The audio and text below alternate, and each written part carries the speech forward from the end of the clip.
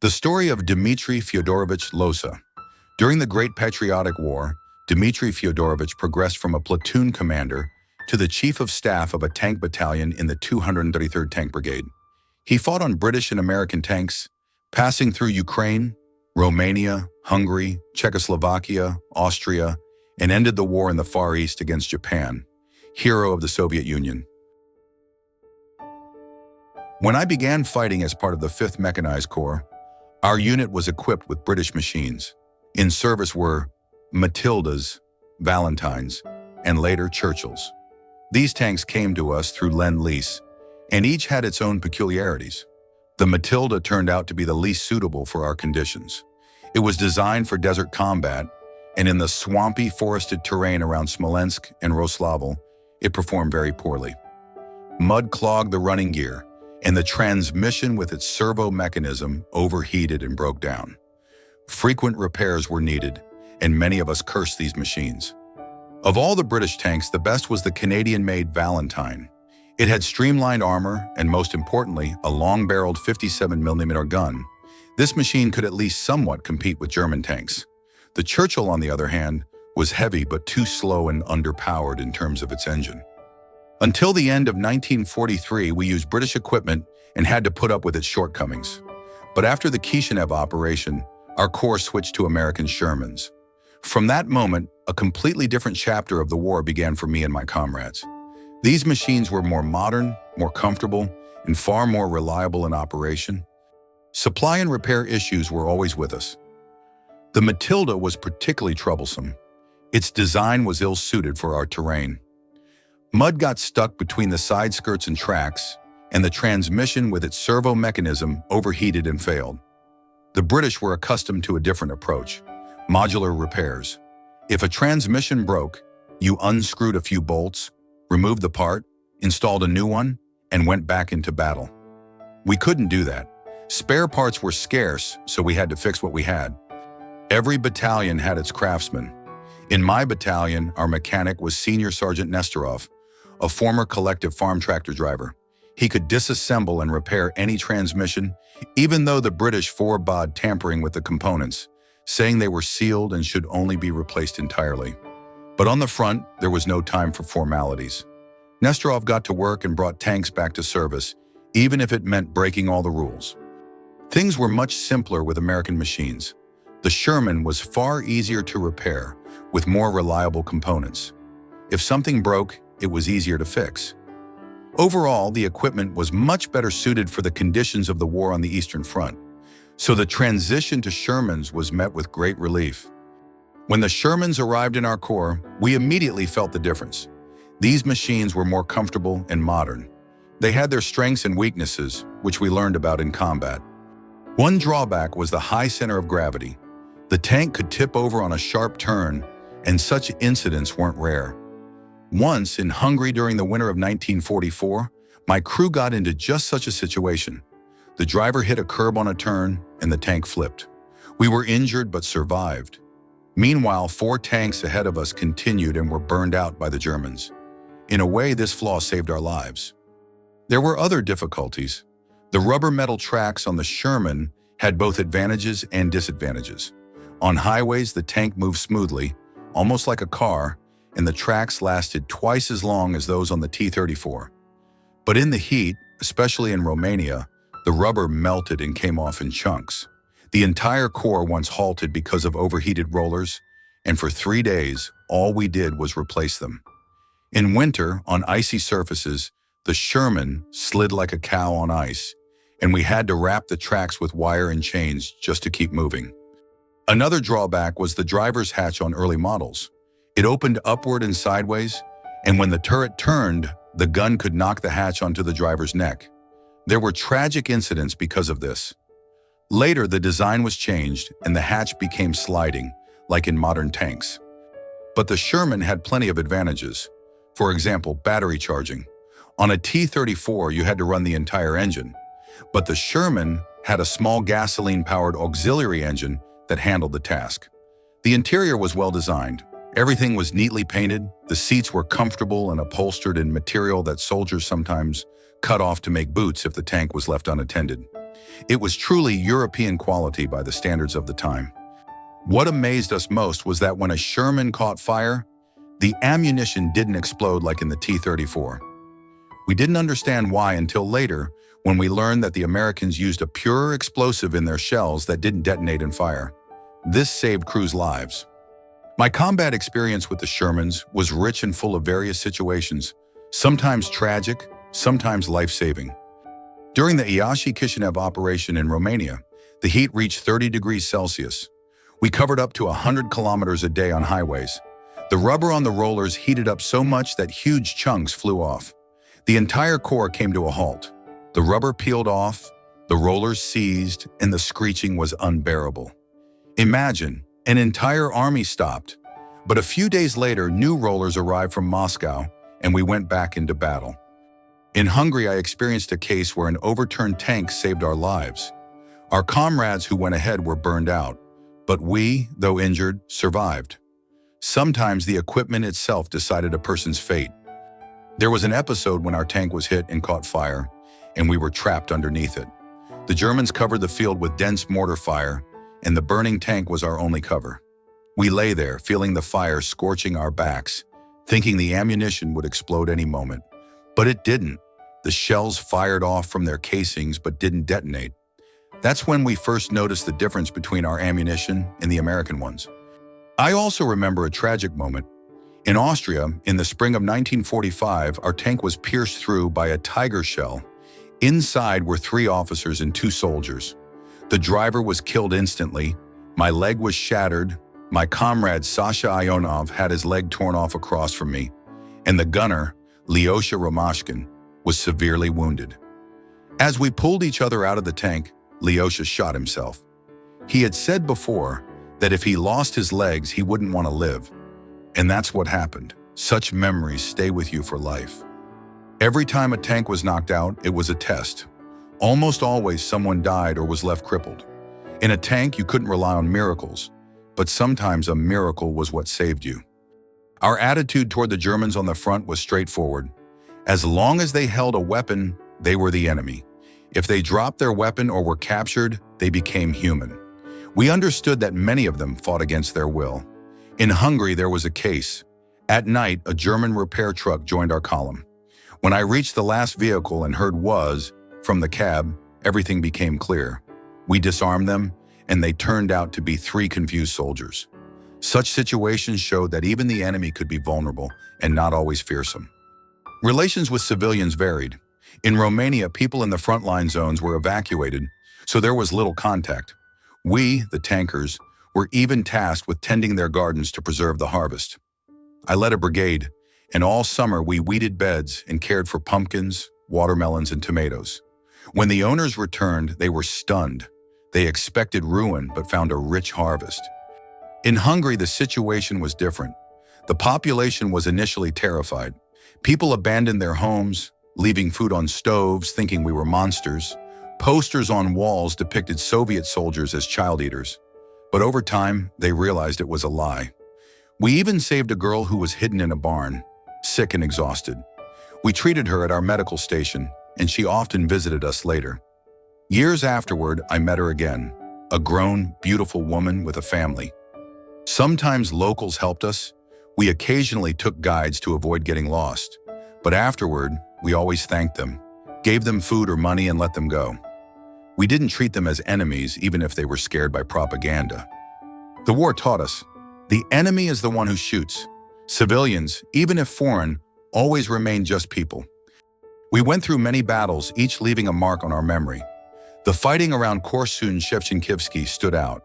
We encircled the Germans, closed the ring, and were immediately thrown to the outer front of the encirclement. The weather was terrible. Knee-deep mud during the day, frost at night. We had few tanks left, no more than a third of our full complement. To create the illusion of strength, we turned on the headlights of tanks and vehicles at night and moved in a line. The Germans thought they faced entire divisions, though in reality, we had almost no forces. The fighting was so fierce that weapons overheated, and bullets sometimes melted and fell into the mud.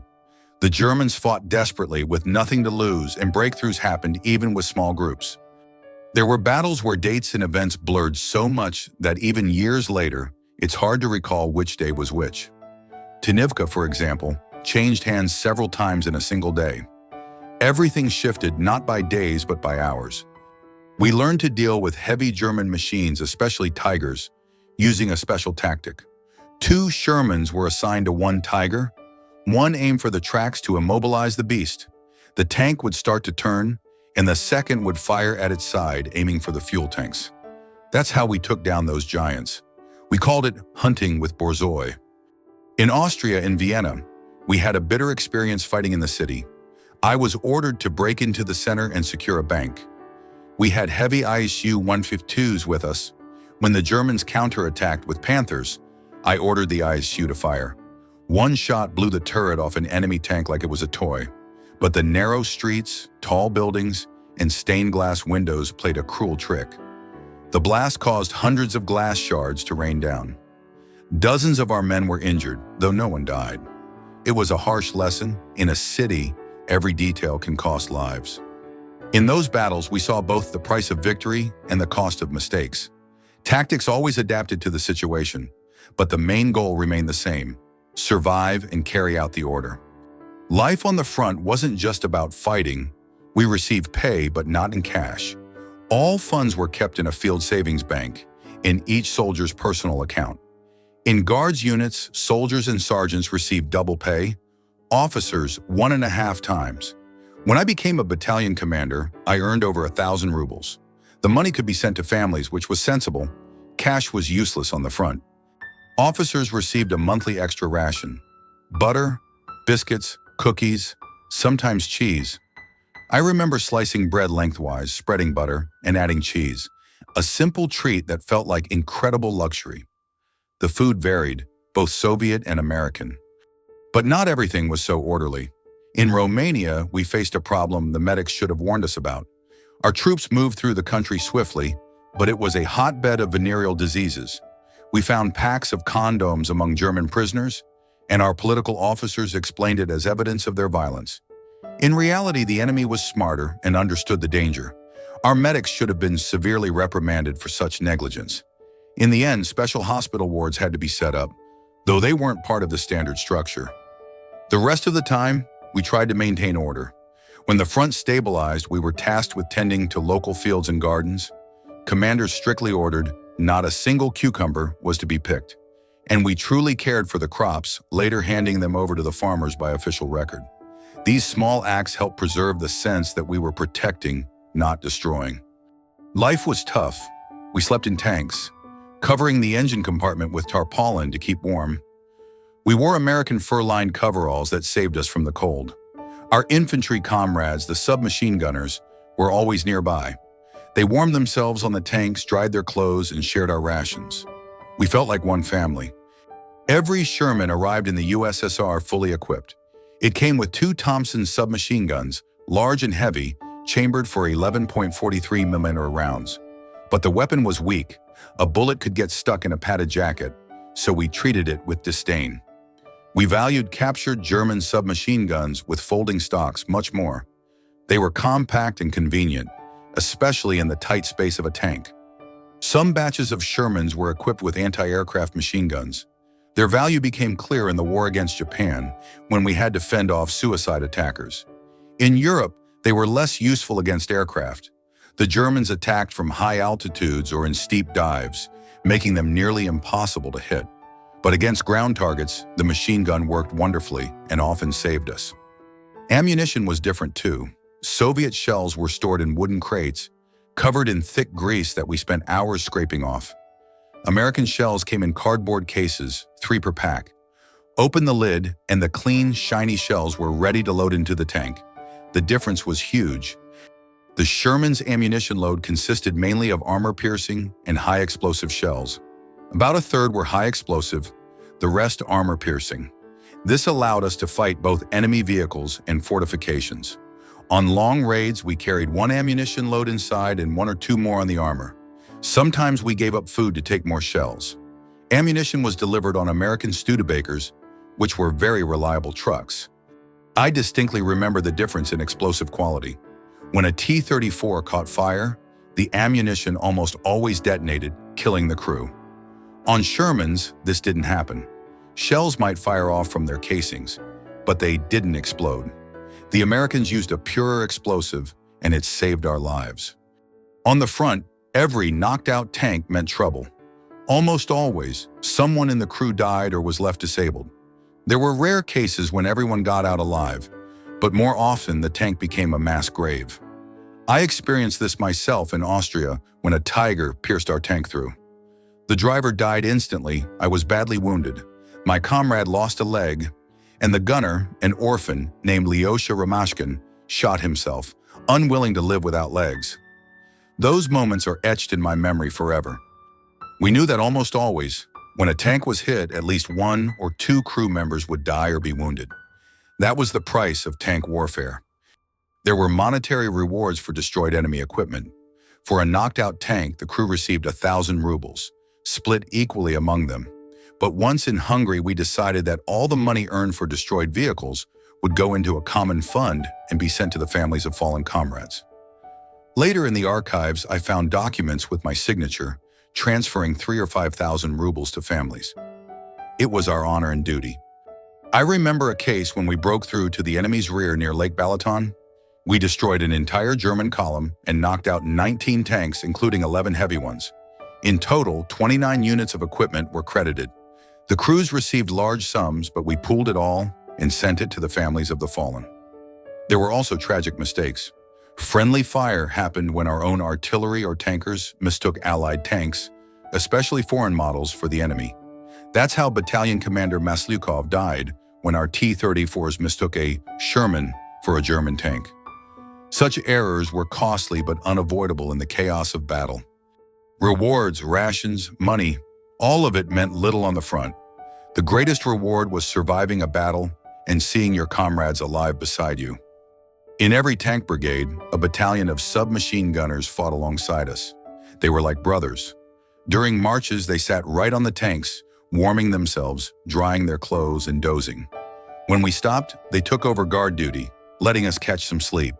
In battle, they were by our side, sharing everything: food, trophies, hardships. Many of them later became crew members, starting as loaders and then radio operators. In an attack, the gunners sat on the armor until the shooting started. Then they'd jump off and run behind, using the tank's hull for cover from bullets. This made them invaluable. They were the first to spot enemy guns, pointing out targets with tracer rounds or signal flares. Sometimes they'd bang on the turret to get our attention. Their eyes and quick reactions often saved us from hidden ambushes. We didn't feel restricted by their presence. The tanks maneuvered as needed for battle, and the gunners kept up. They knew that if the tank was knocked out, it would be worse for them, so they stayed close. Our bond wasn't just tactical but human. We shared trophies and food, and they shared their courage and readiness to cover us. Life showed us that tankers and submachine gunners were one whole, and without them, it would have been much harder. Every battle had its own characteristics, and the equipment dictated the tactics. In an attack, a tank couldn't race at full speed. To fire accurately, you had to stop, even for a second. Sometimes we fired on the move, but the speed didn't exceed 12 kilometers per hour. This was more to panic the enemy than for accuracy. The main tactic was a brief stop, a shot, and then moving again. Heating in the Shermans was weak in winter. The two engines were connected by a clutch, which was both an advantage and a disadvantage. If one engine was damaged, you could escape on the other. But powerful fans above the engines created drafts. We joked, "Open your mouth and the wind comes out the other end." The warmth came only from the engines themselves. And when we stopped, we covered the engine compartment with tarpaulin to stay warm. The American fur-lined coveralls were a lifesaver. Ammunition had its norms too. We usually carried one load inside and one or two on the armor. During raids, we skipped food to take more shells. Commanders demanded we be ready for anything. I was even ordered to carry extra ammunition and find food on the go, what we called on Grandma's ration. Camouflage was rarely used. We lacked paints. In winter, we whitewashed tanks with chalk or paint. In summer, we stuck to the standard protective color. The Germans, on the other hand, applied complex camouflage patterns, used Zimmerit, and hung spare tracks on their armor. Sometimes it actually helped them. We didn't have the time or resources for that, Repairs, refueling, and ammunition always came first. When a shell hit a Sherman's armor, the crew rarely suffered from spalling, unlike in the T-34. The American armor was viscous, and internal fragments didn't fly around the tank. This saved lives, but the most dangerous enemy wasn't tanks, it was guns. German artillerymen could camouflage their guns so well that only a few centimeters of the shield were visible. One shot and it was over. Finding them was nearly impossible. That's why infantry and submachine gunners were so vital. They spotted targets, marking them with tracers or flares.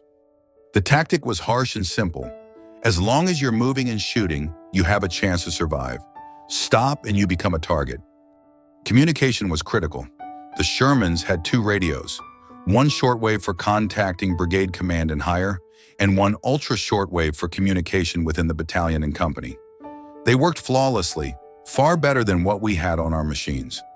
We could quickly transmit orders and coordinate actions, which often decided the outcome of a battle. For internal communication, we used the Tank Intercom System, TPU. It worked perfectly too. We could talk even in the midst of battle, when the noise was deafening. But there was one danger with this system. When a tank was hit, every tanker's first move was to rip off their headset and throat microphone.